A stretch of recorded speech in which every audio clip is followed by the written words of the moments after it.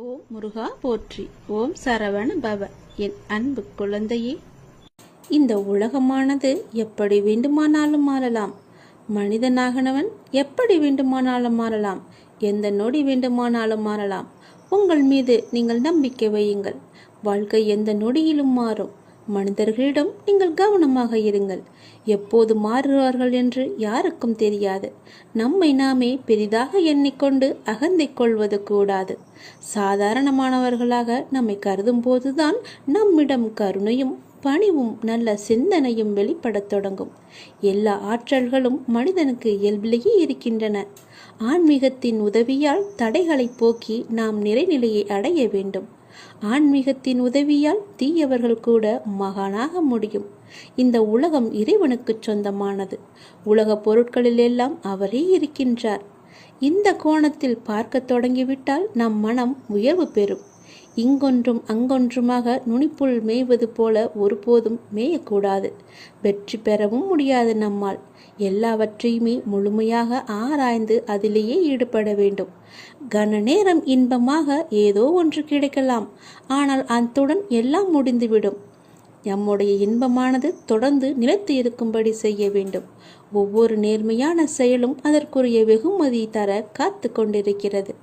உணர்ச்சி வசப்பட்டால் முடிவெடுக்க முடியாமல் தடுமாற நேரிடும். உணர்ச்சி வசப்பட்டால் எல்லாமே ஒரு நொடியிலே மாறிவிடும். அதனால் எது செய்தாலும் பொறுமையாக நிதானமாக யோசித்து செய்யுங்கள். கடந்ததை பற்றி வருந்தவோ வருவது பற்றி கற்பனை செய்யவோ வேண்டாம்.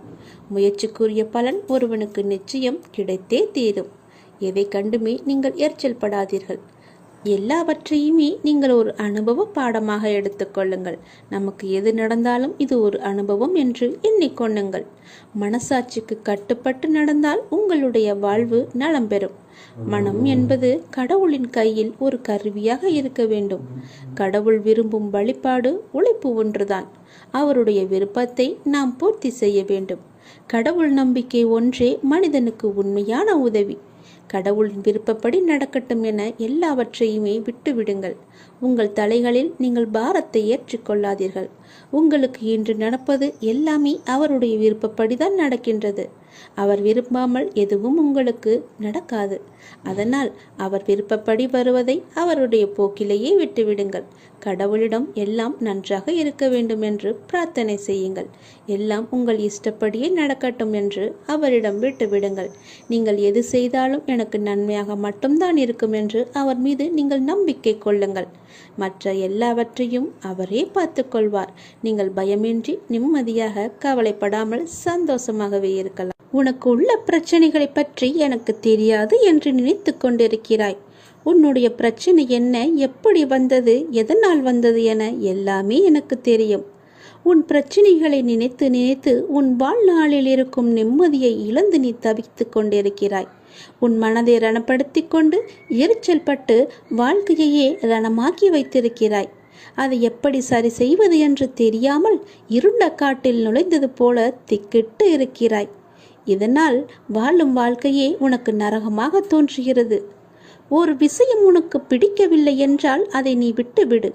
விரும்பாமல் ஏற்றுக்கொள்வது சரியல்ல. உனக்கு நீயே செய்யும் தீமை. உனக்கு நீயே வேஷம் போடுகிறாய் என்ற அர்த்தம். உனக்கு அது நிம்மதி தராது. மற்றவர்களுக்கும் நிம்மதி இல்லாத சூழலை உருவாக்கும். அதை விட்டு நகன்று விடுவதுதான் சிறந்தது உனக்கு. அமைதியாய் போவதில் தவறு இல்லை. ஆனால் அந்த அமைதியை ஏற்க முடியாமல் சில பேர் இருப்பார்கள். காரணம், உன்னிடம் பேசி பழகிவிட்டார்கள். அவர்களுக்கு அது ஏற்றுக்கொள்ளக்கூடியதாக இருக்காது. அவர்கள் செய்யும் சில விஷயங்கள் வருத்தத்தை ஏற்படுத்தியது என்றால் மனம் வருந்தாமல் அமைதியாக நீ விலகிவிடு. அவர்களுக்கு நீ விட்டு சென்றதாக தோன்றும்.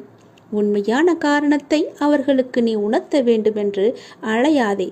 உன்னை புரிந்தவர்களாக இருந்தால் அது அவர்களுக்கு தெரியும். அவர்கள் செய்த தவறு என்ன, எதற்காக நீ அமைதியாக இருக்கிறாய் என்று. இதையெல்லாம் ஒரு விஷயமாக எடுத்துக்கொண்டு நீ கலங்காதே. அதை மற்றவர்களிடம் கோபமாய் வெளிப்படுத்துகிறாய். அப்படி அவர்கள் என்ன செய்தார்கள்? கோபத்தையும் எரிச்சலையும் விடு. உன்னை காயப்படுத்தினது நியாயமில்லைதான். அதற்காக அந்த கோபத்தை மற்றவர்களிடம் காண்பிப்பது மிகவும் தவறு. நிம்மதியுடனும் சந்தோஷத்துடனும் வாழ அதற்கான எல்லா முயற்சியிலும் உன்னை நான் ஈடுபடுத்தி செய்ய வைப்பேன். நானே துணை நின்று உன்னை காப்பேன். நீங்கள் வாழ பிறந்திருக்கிறீர்கள். வாழ்வை அனுபவித்து வாழ வேண்டும். அதற்கு தடையாக உள்ள கஷ்டங்களையும் பிரச்சனைகளையும் வேறு விதமான சூழல்களையும் நீக்கி எல்லாவற்றிலும் சம்பூரணமாக வாழ வேண்டும் என்பதே இந்த அப்பாவின் விருப்பம். அப்பாவின் விருப்பம் உங்கள் வாழ்க்கையில் நடைமுறைக்கு வர வேண்டும் என்றால் அப்பா உங்கள் மனதில் இருக்க வேண்டும். அப்பா என் மனதில் இருப்பதை எப்படி அறிந்து கொள்வது என நீ கேட்கலாம். எந்த மனதில் அமைதியும் சாந்தமும் நிலவுகிறதோ, எந்த மனம் எப்போதும் அன்பினால் நெகிழ்கிறதோ, எந்த மனம் எப்பொழுதும் பொறுமை காக்கின்றதோ, எந்த மனம் அனைத்தையும் சகித்து கொண்டு போகிறதோ அந்த மனதில்தான் அப்பா முழுமையாக இருக்கிறார். சில நேரங்களில் கஷ்டம் கலங்கச் செய்யும், வேதனை திகைக்க வைக்கும், பிரச்சனைகள் மூழ்கடிப்பது போல தெரியும். ஆனால் திகைக்கக்கூடாது. எதையும் முன்ஜென்மத்து வினை என எடுத்துக்கொண்டு இனி வரும் நாட்களில் நாம் நன்றாக இருப்பதற்காக இந்த நிலையை அப்பா தருகிறார் என ஏற்றுக்கொள்ள வேண்டும். மனநிலை மற்றும் மாறுதல்களுக்கு மௌன சாட்சியாக இருப்பவன் இறைவன். அப்பா எனக்கு எதையும் செய்யவில்லை என கதறி அழுத நாட்கள் உண்டு. அழுத நாட்கள் எல்லாமே முடிந்து போகும். ஆனந்தமான காலம் உங்களுக்காக காத்திருக்கிறது.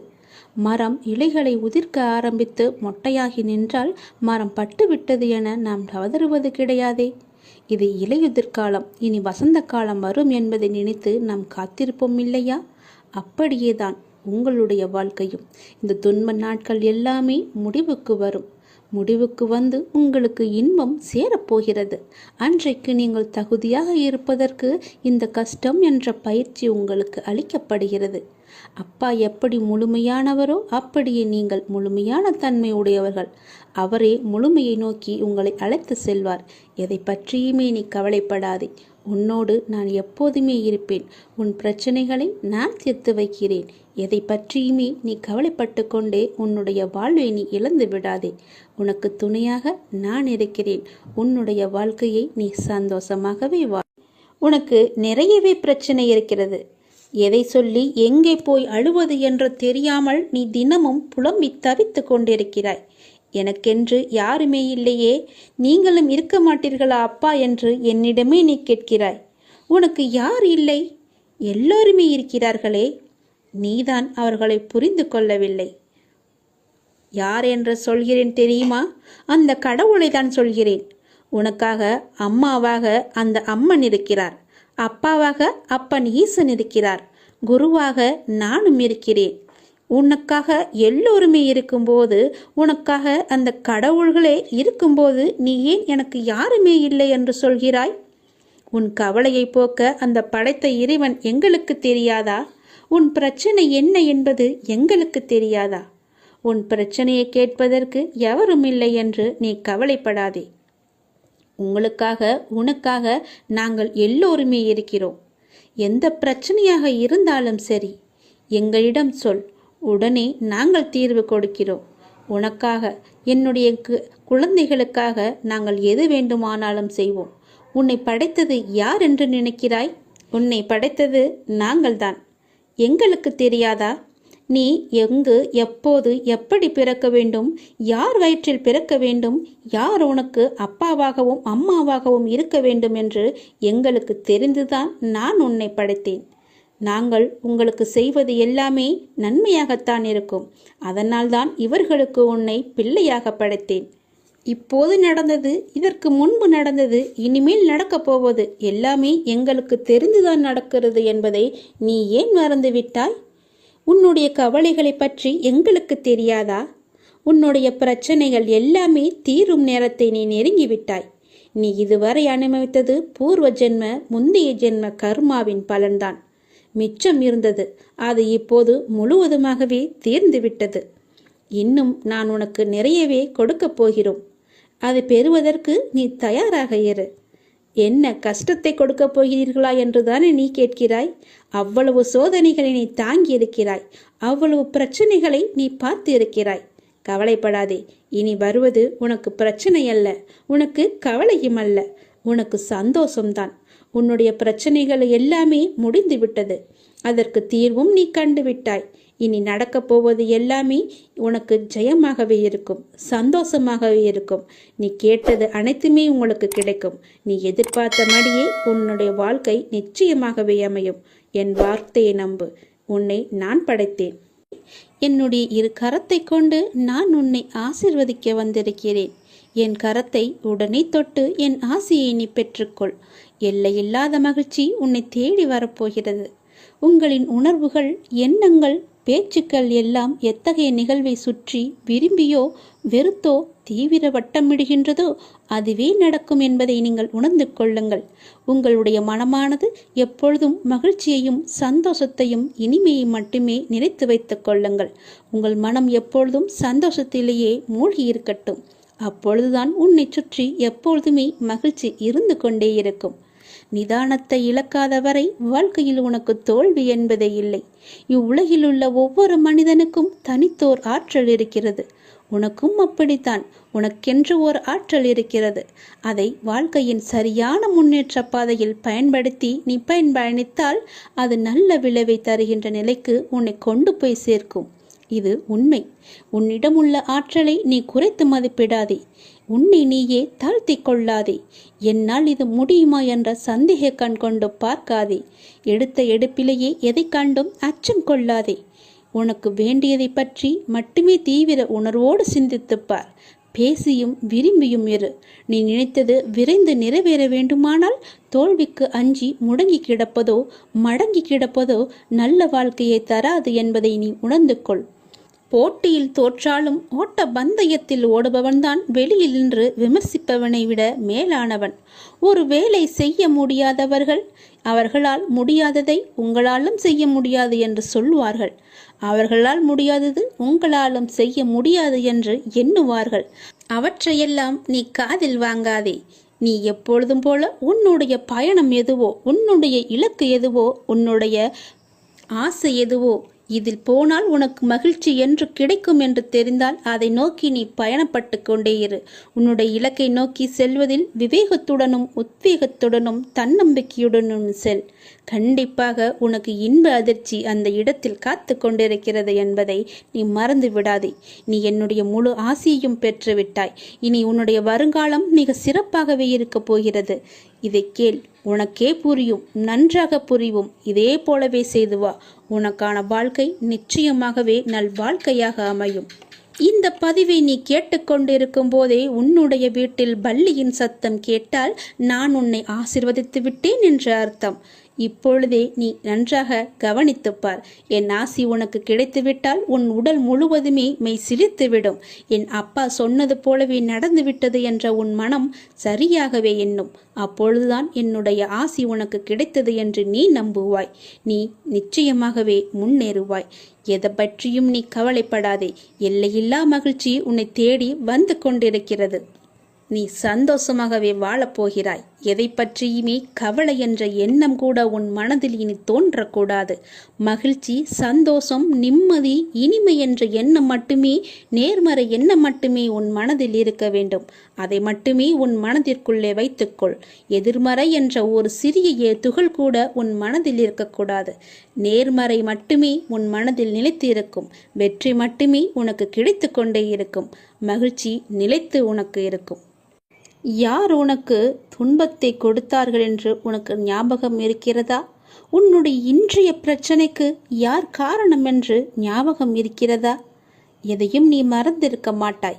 யார் உனக்கு துன்பத்தை கொடுத்தாரோ அவர் இன்றைக்கு நிச்சயம் நன்றாக இருப்பதை போன்ற தோற்றம் உனக்கு தெரிந்து கொண்டிருக்கும். அப்படிதானே? உனக்கு துரோகம் இழைத்தவர்கள் இப்போது நன்றாக செழுமையாக எந்த கவலையும் இல்லாமல் இருப்பது போலதான் உனக்கு தெரிகிறது. கெட்டதை செய்பவர்கள் நன்றாக இருக்கின்றார்கள். நல்லதை மட்டுமே செய்து கொண்டிருக்கின்ற நான் கஷ்டப்படுகின்றேன் என எரிச்சலோ நீ கவலையோ மட்டும் படாதே. அவர்கள் காலையில் பூத்து மாலையில் வாடும் பூவை போன்றவர்கள் என்பதை மனதில் வைத்துக்கொள். ஒரு பூ காலையில் பூத்தால் மாலையில் எப்படி இருக்கும்? வாடி போய்விடும் அல்லவா? அப்படிதான் அவர்களும். இப்போது பூத்து குலுங்கும் நேரம். விரைவிலேயே அவர் வாடும் நேரத்தையும் எட்டி விடுவார்கள். இன்னும் கொஞ்சம் காலம்தான். நீ பொறுமையாக இரு. அவர்கள் வாடப்போவதை நீ கண்கூடாக பார்க்கப் போகிறாய். இப்போது உள்ள மேன்மையிலிருந்து விரைந்து கீழே தள்ளப்படுவார்கள். நீ எப்படிப்பட்டவன் என்பது தெரியுமா? நீயோ விருட்சத்தை போன்றவர். விருட்சமாக வேரூன்றி ஆழமாக நிற்கப் போகிறாய். எல்லோருக்கும் நிழல் தரும் மரமாக இருக்கப் போகிறாய். அநேகம் பேர் உன்னை ஏமாற்ற வந்தாலும் நீ எதற்குமே அயர்ந்து போகாதே.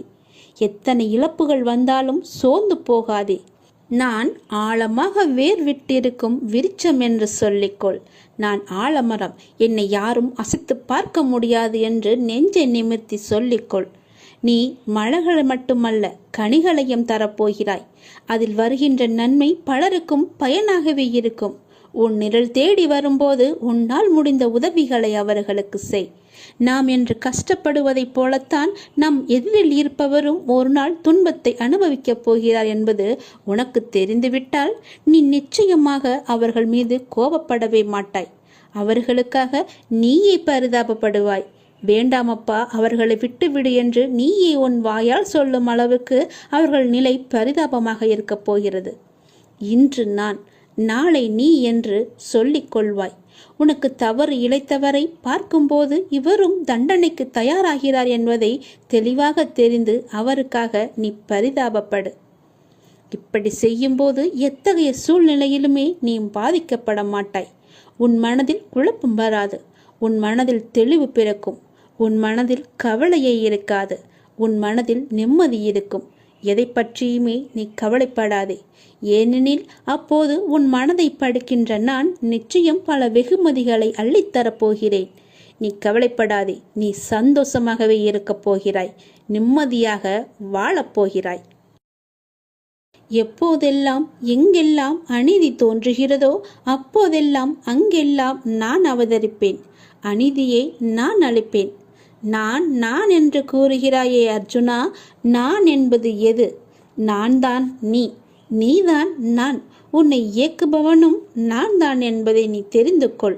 உனக்கு நடப்பது எல்லாமே என்னால் என்பதை தெரிந்து கொள். உனக்கு நடப்பது எல்லாமே உன்னுடைய நன்மைக்காக நான் செய்கிறேன் என்பதை தெரிந்து கொள். எந்த பொருளையும் தீயிலிட்டால் முதலில் அது கருப்பாக ஆகும். பிறகு இன்னும் அக்னியுடன் போட்டால் நீற்று போகும், சுத்த வெளுப்பாக ஆகிவிடும். அப்புறம் தீயில் போட்டால் அது மாறாது. அதுவே முடிவான நிலை. இப்படி நீற்று போனதே திருநீரு. நீரு பஸ்மம் எனப்படும். ஈஸ்வரன் மகா பஸ்மம். எல்லாம் அழிந்த பின்னும் இவற்றை அழித்துவிட்டு எஞ்சி நிற்கிற அழியாத சத்தியமான மகா பஸ்மம்தான் உதி. அவன் பஸ்மமாக நீற்று வெளுத்து போனதற்கு முந்திய மாறுதல்தான் கருப்பு. அதுதான் கரி. நிலக்கரிதான் இவ்வுலக ஐஸ்வர்யத்தில் இக்காலத்தில் முதலிடம் பெற்றிருக்கிறது தெரியுமா? எதுவும் தோன்றவும் இல்லை, இங்கு எதுவும் இயங்கவும் இல்லை, மறையவும் இல்லை. புற உலக மாயைகளை நீக்கினால் உனக்கு உள்ளது உள்ளதுபடியே இருக்கிறது. உங்கள் விவாதம் மௌனமாகவே இருக்கட்டும். மௌனத்தை விட சிறந்த விவாதம் ஏதுமே இருக்க முடியாது. அவரவர் விரும்பிய பதிலை அவரை பெற்றுக்கொள்ள உங்கள் மௌனமே ஆக சிறந்த விவாதமாக இருக்கட்டும். நீங்கள் அறிந்ததை கொண்டு கடவுளை வழிபடுங்கள். உனது உள்ளத்தில் இருந்து வழிபடுங்கள். வழிபாட்டிற்கு எந்த ஒரு விதிமுறையும் கிடையாது. உன் தாயை எவ்வாறு உனது தேவைக்கு நீ அழைப்பாயோ அதே அன்பும் அக்கறையுடனும் இயல்புடனுமே எனக்கு போதுமானது என்பதை தெரிந்து கொள்ளுங்கள். இந்த அப்பாவை அழைப்பதற்கு எந்த ஒரு சிறந்த வழிமுறை என்பதும் நான் வைத்து கொள்ளவில்லை. அன்பாக கூப்பிட்டால் போதும். நான் இருக்க பயம் என்று உன்னை தேடி நான் ஓடோடி வந்து விடுவேன். உன் மனதின் குழப்பத்தையும் உன் வாழ்வின் சரியான பாதைக்குமே நான் இவற்றையெல்லாம் தந்து கொண்டிருக்கிறேன். உன்னை முழு திருப்திப்படுத்தவே நான் இதையெல்லாம் சொல்லிக் கொண்டிருக்கிறேன். உன் மனம் சஞ்சலத்தில் இருக்கும்போது என்னுடைய உதியை எடுத்து பூசிக்கொண்டு இருந்து பார். உன் மனம் தெளிவாகும். உனக்கு மாமருந்தே இதுதான். உன் மனம் உடனடியாகவே தெளிவடைந்துவிடும். உன் பார்வையே உனக்கான வெற்றி என்று தெரிந்து கொள். தன்னுடைய நிலை உணர்ந்து இன்ப துன்பங்களை சமநிலையில் எதிர்கொண்டு எதிர்பார்ப்பில்லாமல் வாழ்ந்து பாருங்கள். உங்கள் வாழ்வில் எதிர்பார்ப்பு இருந்தால் உங்கள் வாழ்க்கையே நிம்மதி இல்லாமல் போகிவிடும். இன்று இப்போது இந்த நொடிதான் நமக்கு உள்ளது என்று சந்தோஷமாக வாழுங்கள். எதிர்பார்ப்பு இன்றி வாழ்ந்து பாருங்கள். நிம்மதி நிலைத்து இருக்கும். இன்று உனக்கு நடப்பது எல்லாமே, எது நடந்தாலும் அது கடவுளின் அனுமதியோடு மட்டும்தான் நடக்கிறது என்று பொருள் உணர்ந்து கொள். இதை நீங்கள் கண்டனம் செய்தால் கடவுளின் விருப்பத்தை, கடவுளின் பேரறிவை, கடவுளின் தீர்ப்பை நீங்கள் விமர்சிக்கின்றீர்கள் என்றுதானே அர்த்தம்? அவ்வாறு செய்யலாமா? அதை நீங்கள் செய்யாதீர்கள். அவர் அனுமதித்ததை நீங்கள் பெற்றுக்கொள்ளுங்கள். எதுவாக இருந்தாலுமே இது கடவுளின் செயல் என்று நினைத்து சந்தோஷமாக இருங்கள். உங்களுக்கு அமைதி கிட்டும். நம் விருப்பமா உலகை இயக்குகிறது? இல்லையே. கடவுள் பொருள்களை முழுமையாக பார்க்கிறார். மனிதன் பொருள்களை ஒரு பகுதியாக பார்க்கிறான். மனிதன் கடந்த காலம் மற்றும் எதிர்காலத்தில் இருந்து பிரிந்து நிகழ்ச்சிகளை நிகழ்காலத்தில் மட்டுமே பார்த்து கொண்டிருக்கிறான். கடவுளுக்கோ முன் நடந்ததும் தெரியும், பின் நடக்க போவதும் தெரியும், இப்போது நடக்க இருப்பதும் தெரியும். அதனால்தான் கடவுள் ஒற்றுமையை காண்கிறார், மனிதன் வேற்றுமையை காண்கின்றான். கடவுள் பூரணமான நியாயத்தை காணும் போது அதே தருணத்தில் மனிதனோ அதை காண்பதே கிடையாது. நீங்கள் கடவுளின் ஸ்தானத்தில் வைத்து பாருங்கள். நீங்களே கடவுள் என உணருங்கள். பிரபஞ்சம் முழுவதும் உங்களுக்கு படைப்பே என்றும் அனைத்தும் உங்கள் விருப்பத்தாலேயே நிகழ்கின்றன என்றும் உணர்ந்து கொள்ளுங்கள். உடனேயே உங்களுக்குள் அபரிமிதமான அமைதியும் ஆற்றலும் ஊற்றெடுப்பதை நீங்கள் உணர்ந்து கொள்வீர்கள். பிறர் நம்மை திட்டும் போது பிறர் உங்களை காரணமின்றி திட்டுவதாகவும் காரணமின்றி துன்புறுத்துவதாகவும் நீங்கள் கூறுகின்றீர்கள். அது உண்மையாக இருந்தாலும் கூட அதற்காக அலட்டிக் கொள்ளாதீர்கள். நிலைமையை பொறுமையுடன் சமாளியுங்கள். இக்கட்டான நிலைமைகளை சமாளிப்பதில் அமைதி ஒரு சக்தி வாய்ந்த ஆயுதம் என்பதை நீங்கள் காண்பீர்கள். யாராவது உங்களை திட்டினால் கண்களை மூடிக்கொண்டு பொறுமையாக இருங்கள். பிறர் அவர்கள் விருப்பம் போல நினைக்கட்டும், அவர்கள் விரும்புவதை சொல்லட்டும். இந்த உலகம் முட்டாள்களால் நிறைந்தது. நீங்கள் அறிவுடையவராக விளங்குங்கள். எல்லோர் முன்னிலையிலும் பணிவுடன் இருங்கள். எந்த நிலைமையிலும் அடக்கமாக இருங்கள்.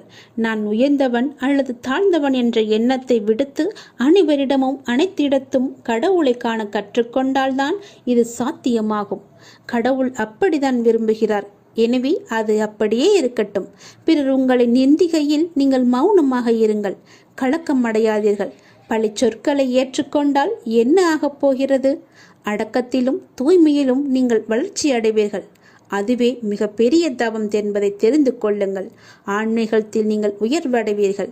நிச்சயமாகவே யாராவது உங்களை வசிப்பாடினால் அவர்கள் முடிக்கும் வரை என்னுடைய நாமத்தை நீங்கள் ஜபித்து கொண்டே இருங்கள். வாய்விட்டு கூறினாலும் சரி, அவர்கள் கூறுவது உங்கள் காதுகளில் விழாது. நீங்கள் செவிடாகி விடுவீர்கள்.